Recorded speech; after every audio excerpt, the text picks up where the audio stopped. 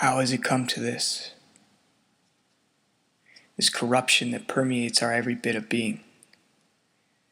The blood that stains our collective consciousness and soaks every hand save none. How has it come to this? This machine that runs on moral compromise and misery. How is it that my hand steers it, just as every other hand that came before me? We have created a global economy that appeases the most pervasive invasions of personal and collective decency. Liberty is laid bare upon the altar of progress, awaiting the death blow. To the few who see it coming, it seems an inevitability. Whispers among the future dissident community speak of living in the last day. How much longer? The seed of hope has the potential to grow into something wonderful. Tomorrow is the day that Big Brother has its hands upon every nation, upon the throat of every human voice, upon every breath. Today is the day that we do something about it. For tomorrow, my friend, it will be too late. Open our eyes to the evidence around us, and we see a sickness our eyes perceive as normal. It is a sickness that has not yet reached its terminal stage. Tomorrow's terminal stage will become the new normal, just as today's. Our economy is made in China, each stitch carefully woven into the fabric of our soul. Every error, every tear in time loses more than 9. Factory cities, built in the blink of an eye, not to satisfy demand, but to force its hand. Demand, the hand that chokes the human spirit, not indigenous to the tabula rasa, an acquired disease, a symptom of the sickness. Workers paid a dime for their time plus interest. Interest in the innumerable distractions that dull the mind and leave us feeling numb, feeling nothing. When we don't feel, we don't live. We don't take the time to make time.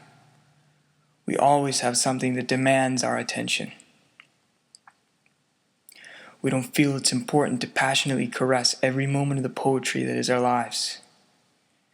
Our art is pre-written, forged for consumption, marketed as entertainment. Time is something to kill. What better way to kill our time than with some entertainment? No need to write ourselves. Our world is written for us. Pacified by the weapons of psychological war. Alcohol, our drug of choice to fill a void we cannot explain. Sex, without a shred of love, to satisfy the demand of broken dreams. Demand that drives the factory cities, that pay the workers a dime plus interest, that create the goods that no one needs or wants but demands. Goods that are loaded onto container ships and brought across the seas thousands of kilometers, unloaded onto trucks and carried thousands more. Goods we buy, because after all they are good. It was pre-written in our entertainment. And what of those who write themselves? The ones who choose to write their own destiny. Once more, our final solution to them is made in China. We are networked now. We are all connected. Not to each other, but to the hand that deals the death blow. The hand upon the throat, upon the airways and arteries that power the mind and feed the heart. The heart that doesn't have time to feel, the heart that doesn't love.